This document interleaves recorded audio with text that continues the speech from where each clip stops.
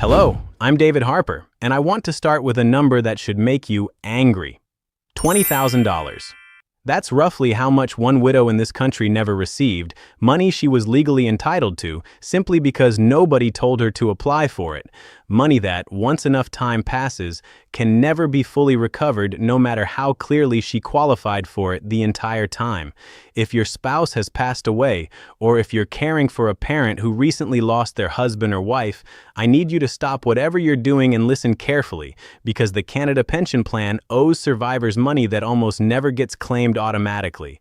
Not a small top-up, not pocket change. In many cases, a monthly payment that can run into the hundreds of dollars every single month for the rest of that person's life, plus a separate lump sum that almost nobody remembers to apply for. And here's the part that should genuinely bother you.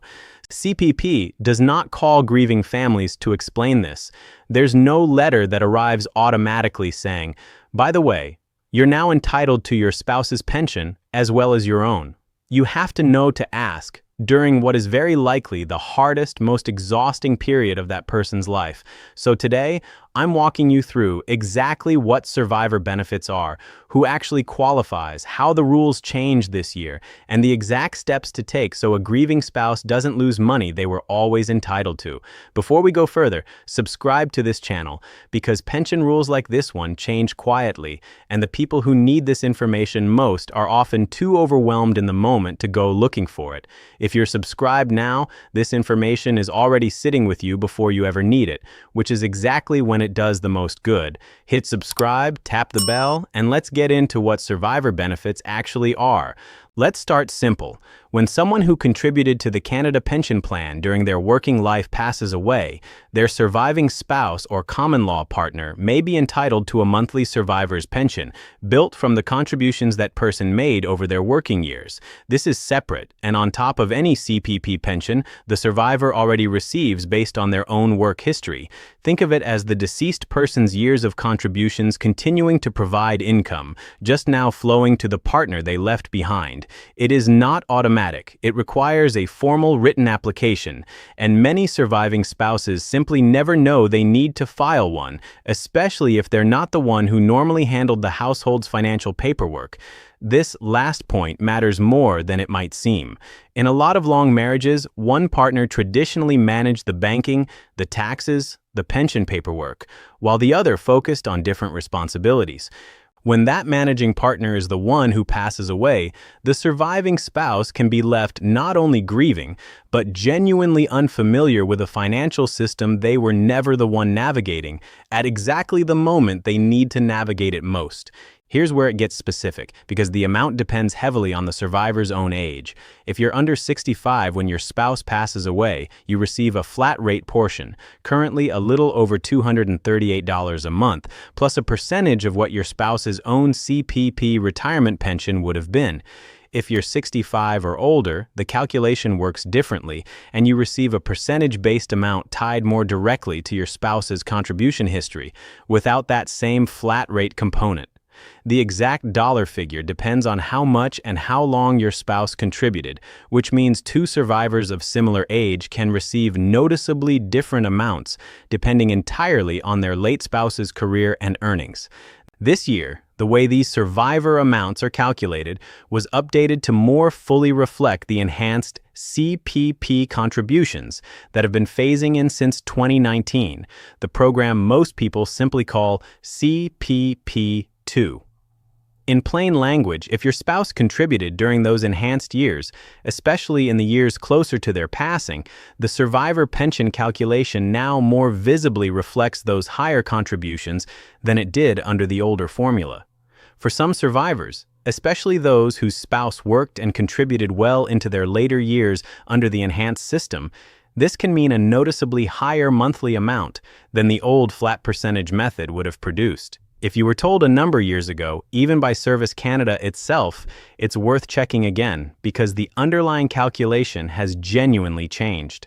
Let me make this real with a made-up example. Let's call her Eleanor. Eleanor's husband passed away last year after a long career that included several years of working past 65 while still contributing to CPP under the enhanced system. When Eleanor first looked into survivor benefits, she found an old article quoting a rough average amount and assumed that was roughly what she'd receive. She never actually applied right away, partly out of grief, partly because the paperwork felt overwhelming, and partly because she simply assumed the number she'd read online was close enough to not be worth chasing further. When Eleanor finally did apply, months later, her actual survivor pension came in meaningfully higher than the number she'd assumed, specifically because her husband's later enhanced contributions were now factored into the calculation in a way they wouldn't have been under the old rules. Eleanor wasn't wrong to grieve before paperwork. She was simply never told that waiting cost her real money in the meantime, money that, in some cases, cannot be fully recovered once too much time has passed. Let me give you a different example because Eleanor's story isn't the only common pattern. Picture a woman, call her Diane, whose husband passed away nearly 3 years ago. Diane was so overwhelmed in the months afterward that applying for survivor benefits simply fell to the bottom of an impossibly long list, and then time kept passing, and she eventually assumed, without ever actually asking, that too much time had gone by for it to be worth pursuing now. When a friend finally convinced Diane to call Service Canada this year, almost 3 years after her husband's death, she expected to be told it was too late. Instead, she learned that a meaningful portion of those missed months could still be paid retroactively, and her ongoing monthly survivor pension began shortly after. Diane didn't lose everything by waiting.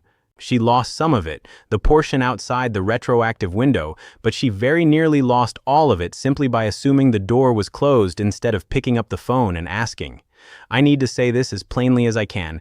Even if your spouse contributed to CPP for 40 years, even if you've been married for 50 of them, the survivor pension does not start on its own. Service Canada does not automatically detect a death and begin issuing payments. Someone, usually the surviving spouse or a family member helping them, has to submit a specific application form for the survivor's pension. Until that application is submitted and processed, the payments simply do not exist, no matter how clearly entitled the survivor actually is.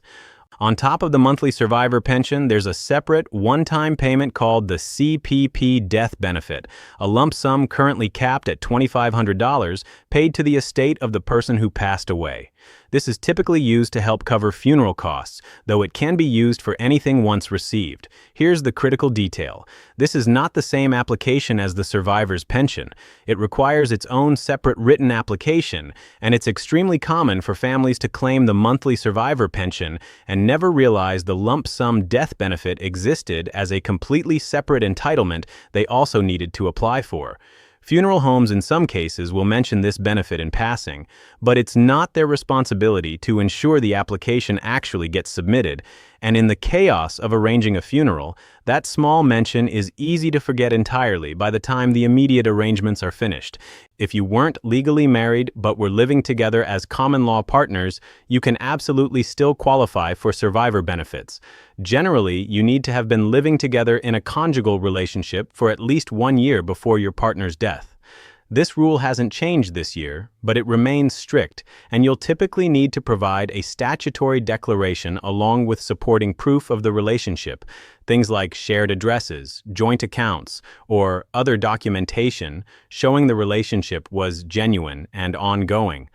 Don't assume that not having a marriage certificate disqualifies you. It doesn't. It just means the application requires a bit more documentation to establish what a marriage certificate would have proven automatically. This matters more than people realize because common law relationships are increasingly common among seniors who chose not to remarry formally after an earlier divorce or loss. And some of those individuals simply assume, incorrectly, that without a marriage certificate, there's nothing to apply for at all. If you've spent years building a life together without a formal ceremony, that relationship can still carry real financial weight under these rules, provided you're prepared to document it properly. Let me give you a second example because this question comes up constantly. Picture a man, call him Harold, who's already collecting his own CPP retirement pension when his wife passes away. Harold assumed that because he already has a pension, he simply wouldn't be eligible for anything more, or that any survivor amount would just be added on top of his existing pension with no limit. Neither assumption is quite right. When you're already receiving your own CPP retirement pension and you also qualify for a survivor's pension, the two get combined, but there are caps built into the system to prevent the combined total from exceeding certain maximums. Harold's own pension and his survivor pension were combined under these rules, and while he didn't receive the full simple sum of both amounts added together with no limit, he did receive a meaningfully higher combined monthly payment than his own pension alone.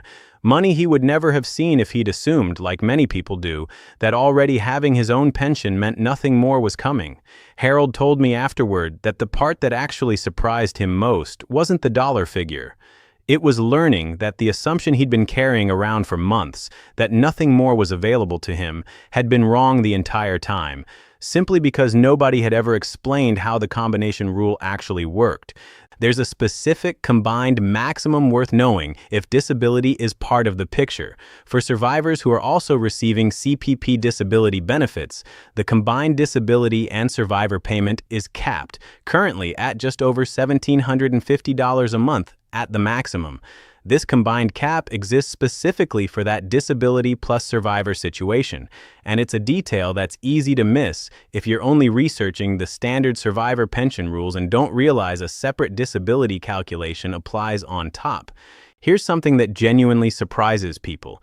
If a survivor didn't apply right away, whether out of grief, confusion, or simply not knowing the benefit existed, it's not automatically too late to receive at least some of what was missed.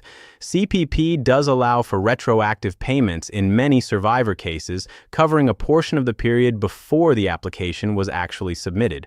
The exact retroactive window depends on the specific circumstances, but the key point is this. Don't assume that because months or even a year or two have passed since your spouse's death, the door has fully closed. It's always worth calling and asking specifically how far back your particular situation can be covered, rather than assuming the answer is none of it. I want to be honest about why I'm making this video the way I am. Nobody in the middle of losing a spouse is in a state to absorb complicated pension rules. That's exactly why I think this information matters most when it's heard ahead of time, by you, by an adult child, by a friend who can gently raise it later if the moment comes.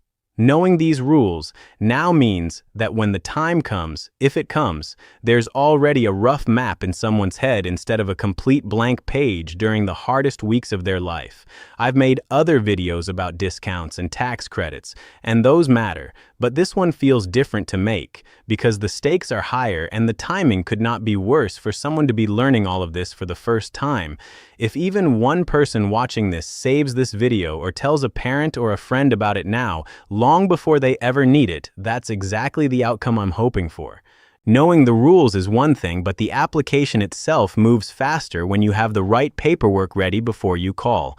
For the survivor's pension, you'll generally need your spouse's social insurance number, the death certificate, your own social insurance number, and your banking information for direct deposit.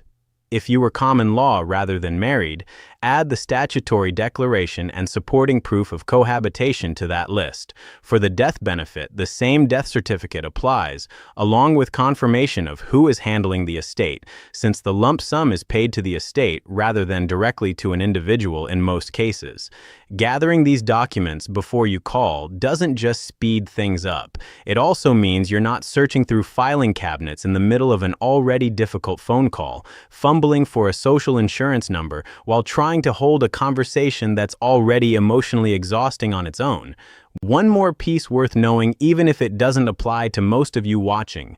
If the deceased contributor had dependent children, whether under 18 or between 18 and 25 and still in full-time school, those children may be entitled to their own separate monthly children's benefit, completely apart from the survivor's pension going to the spouse. This is especially relevant for blended families or situations where a second marriage involved children from a previous relationship.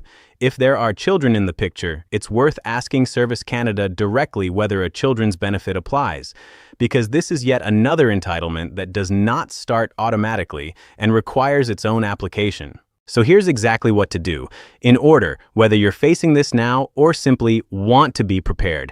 Step 1. If your spouse has passed away and you haven't applied for the survivor's pension yet, call Service Canada directly and say specifically, "I need to apply for the CPP survivor's pension," and ask whether any retroactive payments apply to your situation. Step 2. Separately, ask specifically about the CPP death benefit, the one-time $2,500 lump sum, because this requires its own distinct application and is easy to overlook entirely. Step 3. If you're already receiving your own CPP retirement pension and now also qualify for a survivor pension, ask Service Canada to walk you through exactly how the combined amount is calculated under the current rules, since the maximums can be confusing without a clear explanation. Step 4. If you were a common law partner rather than legally married, ask what specific documentation is needed for your statutory declaration and start gathering proof of shared residency and joint finances as early as possible. Step 5. If you were given a survivor pension estimate years ago, even by Service Canada itself, call again and ask them to recalculate your amount under the current rules, because the 2026 update to how enhanced contributions are factored in may mean your real entitlement has changed. Step 6. If you know someone who lost a spouse years ago and never applied, encourage them to call today, because retroactive coverage may still apply, and the only way to know for certain is to ask directly rather than assume the window has closed. Step 7. If there are dependent children from the marriage, ask Service Canada directly whether a children's benefit applies, since this is calculated and applied for completely separately from the survivor's pension itself. My spouse never worked outside the home. Do I still qualify for anything? It depends on whether your spouse made CPP contributions at any point, even through part-time or occasional work. So it's still worth checking directly with Service Canada rather than assuming no contributions means no eligibility at all. I remarried after my first spouse passed away. Does that affect anything? Generally, your eligibility is based on your relationship to the contributor at the time of their death, so remarrying afterward typically does not retroactively cancel a survivor pension you were already approved for, though it's always worth confirming your specific situation directly. How long does the application actually take to process once submitted? Processing times vary, but Service Canada can give you a current estimate when you call, and submitting complete documentation up front, rather than partial paperwork that gets sent back for corrections, is the single biggest thing you can do to avoid unnecessary delays. Is the survivor pension taxable income? Yes, both the flat rate and earnings-based portions of the monthly survivor pension count as taxable income and must be reported on your annual tax return. And because tax isn't automatically deducted from these payments, it's worth asking Service Canada to set up voluntary tax withholding so you're not surprised by a large balance owing later. What if my spouse and I were separated but not divorced when they passed away? This can affect eligibility and is genuinely situation-specific. So rather than guessing based on a general rule, it's worth having a direct, honest conversation with Service Canada about your specific circumstances, since separation status, timing, and any other surviving common law partner can all factor into the determination. I'm overwhelmed and don't know where to even start this process. Is there help available? Yes, Service Canada agents are trained specifically to walk grieving families through this process step by step, and you don't need to understand the rules perfectly before calling. You're allowed to simply say, "My spouse passed away, and I don't know where to start," and let them guide you from there. Can an adult child apply on behalf of a surviving parent? In many cases, yes, especially if the surviving parent has given permission or has set up authorized access through Service Canada. So if you're an adult child trying to help, ask specifically how to be added as an authorized representative on the file, since this can make follow-up calls significantly easier going forward. What happens if my deceased spouse and I were both already receiving survivor pensions from earlier marriages? This is a more complex, layered situation that genuinely depends on the specific history involved, so rather than guessing, this is exactly the kind of case where a direct, detailed conversation with Service Canada is essential to get an accurate picture of what applies to you. I think I may have been underpaid for years without realizing it. Can that be corrected now? It's absolutely worth asking.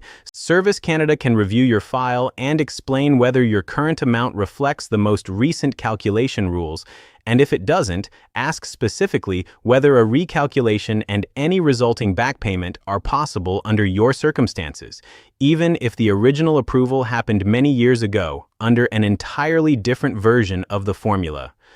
A quick note, this is general information meant to help you understand what survivor benefits are and how to start the process, not personalized financial or legal advice. Every family's situation is different, and the exact numbers and eligibility details should always be confirmed directly with Service Canada. If this helped you understand money that a grieving spouse might be entitled to and never knew to ask for, subscribe, because pension rules like these continue to evolve, and the people who need this information most deserve to have it before they're searching for it in the middle of the hardest weeks of their life. And please do one more thing for me.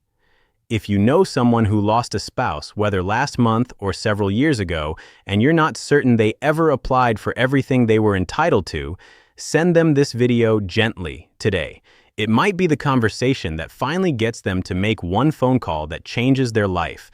This isn't the kind of video that needs to be shared loudly or publicly.